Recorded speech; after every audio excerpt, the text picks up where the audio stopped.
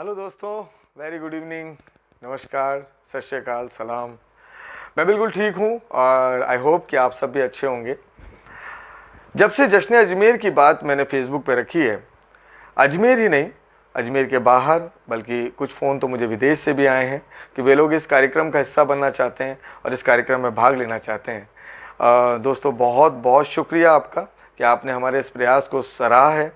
कई लोगों ने बाकायदा वीडियो बनाकर हमें भेजे हैं, कुछ लोग हमसे मिलने आए हैं।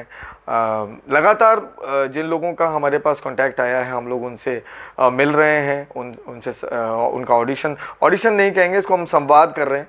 वो अपने शौक़ के बारे में हमें बताते हैं और हम लोग उनसे सुनते हैं। दोस्तों, जश्न अजमेर एक ऐसा प्लेटफॉर्म, हमारी कोशिश है कि ऐसा एक प्लेटफॉर्म बनाया जाए जहां ना सिर्फ सेलिब्रिटीज़ बल्कि वे लोग जिनके अंदर हुनर तो है, जिनके अंदर शौक़ है, जिनके अंदर गुण है, बट वो अभी तक लोगों के सामने नहीं आ पाया है और वो गुमनामी के अंधेरे में है, उन्हें दुनिया के सामने पेश करना। इस प्लेटफॉर्म के ज़रिए हम लोग उन लोगों को ही दुनिया के सामने पेश करना चाहते हैं और ये एक छोटा सा प्रयास है दोस्तों, इसे सफल बनाएं। और कुछ लोगों ने ये भी पूछा है कि साहब, आप इस संगीत और साहित्य की दुनिया में क्या मुकाम रखते हैं। दोस्तों, जहाँ तक फ़न मौसीकी का सवाल है, मेरे दामन में तो कांटों के सिवा कुछ भी नहीं। एक दो हैरान परेशान से गीत गा लेता हूँ। मैं एक आवारा सा फनकार, मेरी क्या औकात। बस अभी लॉकडाउन के अंदर आपने मेरे कुछ गाने सुने होंगे, तो ऐसे ही बस वो छोटा मोटा गा लेते हैं। लिखने का शौक़ था मगर कभी कुछ लिख नहीं पाए, कुछ वज़न नहीं आ पाया लाइफ के अंदर। अभी बचपन से मतलब विरासत में मुझे ये शौक़ मिला। मेरे ग्रैंडपा, मेरे दादा डॉक्टर वाशिंगटन बेनेट साहब शेर व शायरी के बड़े शौकीन थे। उनकी कुछ डायरीज़ और किताबें हमें मिली हैं जिनके हम तर्जुमे करा रहे हैं और जल्दी ही उनके गीत और गज़लों को एक किताब के रूप में मैं आप लोगों के सामने पेश करने वाला हूँ। मेरे भाई हैं, कज़िन भाई हैं, अनूप आनंद दास साहब, डैनी भैया और अपने विपिन बेसिल साहब, टॉनी भैया। विपिन बेसिल साहब तो टॉनी भैया ने तो मुझे अपनी मेरी ज़िंदगी का पहला गिटार दिया था। मेरे दादाजी चाहते थे कि मैं वायलिन सीखूं, बट मैं गिटार की तरफ मेरा शौक़ था, तो सबसे पहला गिटार मुझे विपिन भैया ने गिफ्ट किया था। तो मैं ऐसे दिग्गजों के साथ रहा हूँ। और ग्लैडविन विल्सन अंदाज साहब मेरे अंकल हैं, डॉनी मामू उनके छोटे भाई, हम लोग डॉनी मामू कहते हैं डॉनी भैया को। तो उनके साथ रहा हूँ, उनसे तरन्नुम सीखा हमने, बहुत सारी चीज़ें हम लोग सीखते थे उनसे। तो विरासत में मिला ये सब कुछ शौक़। बट बस वही था कि गिटार लेने के बाद राजन भैया से सीखा। फिर राजन भैया बहुत बड़ा नाम है, आप जानते हैं सब उनको। फिर उसके बाद जेम्स और अंकल, बहुत संगीत की दुनिया के बहुत बड़े नाम हैं, उनसे मैंने गिटार सीखा। बट उस टाइम वो एजुकेशन का टाइम था, तो वो सब रवानी में बहता चला गया। तो ऐसा कुछ नहीं कर पाए, जो बड़ा कुछ नहीं कर पाए, ना लिख पाए। दोस्तों, अभी ज़िंदगी में कुछ ऐसे वाक़यात गुजरे। आप सब जानते हैं कि मेरे बच्चे की और मेरे डैड की डेथ हुई और उसके बाद मैं कुछ ऐसे लोगों के बीच में फंस गया था जहां मुझे भी कुछ परेशानियां उठानी पड़ी। जिन लोगों का विश्वास था वो साथ खड़े रहे और जब तक पूरी तरीके से फ्री नहीं हो गए, जब तक वो मेरे साथ रहे।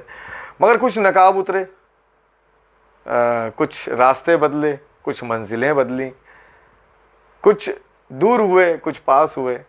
तो बहुत सारी ऐसी चीज़ें हुई जिनकी वजह से लाइफ में एकदम थोड़ा सा डिप्रेशन, एक थोड़ा सा खालीपन, एक थोड़ा सा धक्का लगा।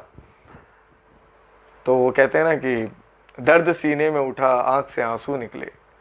दर्द सीने में उठा, आँख से आंसू निकले। रात आई तो गज़ल कहने के पहलू निकले। तो बस वो वापस अपनी उस तरफ में, उस शौक़ की तरफ में मुड़ा। सबसे पहले मैंने पढ़ना शुरू किया।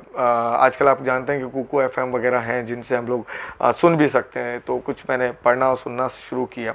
सबसे पहले सम्राट गालिब साहब को पढ़ा, सुना। फिर कुछ कमी लगी तो नसीर साहब को पढ़ा, सुना।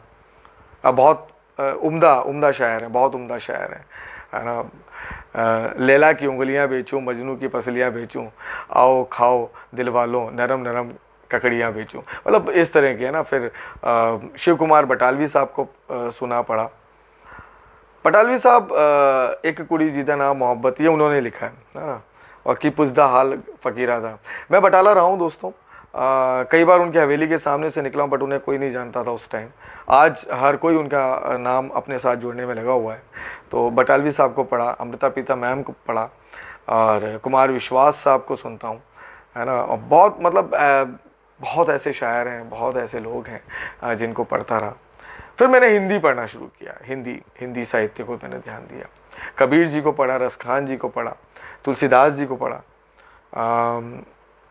हम लोग सिर्फ आज तक जो इन लोगों को पढ़ते आए हैं वो सिर्फ एग्ज़ाम देने के पर्पज़ से पढ़ते आए हैं। कभी हम लोगों ने उनके अंदर की जो गूढ़ रहस्य है, उनकी बातें हैं, उनको नहीं समझा। तो वो बाद में मैं अब समझने लगा। तो वो जज्बा पैदा हुआ, वो माहौल पैदा हुआ, वो कहना चाहिए वज़न पैदा हुआ। फिर मैंने प्रेमचंद जी को पढ़ा, तो मुझे मेरा जोनर समझ में आया, तो मैंने कहानियाँ लिखना शुरू किया। कुछ कहानियाँ छपने में हैं, और एक बड़े प्रोजेक्ट हाउस को मेरी एक कहानी पसंद भी आई है, तो जल्दी शायद उस पर कोई फिल्म वगैरह का भी हो जाए, तो थैंक यू गॉड। तो ऐसा कुछ भी चल रहा है।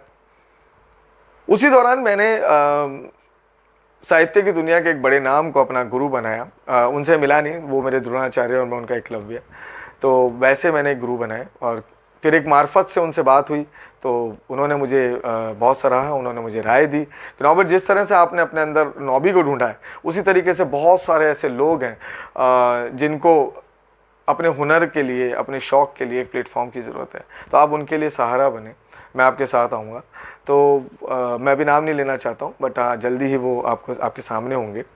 तो बस उसी समय हमने सोचा कि एक प्रोग्राम शुरू करेंगे। तो सबसे पहले सोचा गया कि अपने घर से, अपने मोहल्ले से, अपने लोगों से शुरू किया जाए। तो अपने अजमेर से शुरू करना मैंने उचित समझा। तो जश्न अजमेर, ये एक प्लेटफॉर्म हमने बनाया है, जश्न अजमेर। तो जश्न अजमेर की बातें आपके साथ तक पहुंच गई हैं। आप चाहें तो अभी भी हमें कांटेक्ट कर सकते हैं, आप हमसे मिलें, हमें लिखें, हमें मिलने आएँ या हमें बुलाएं।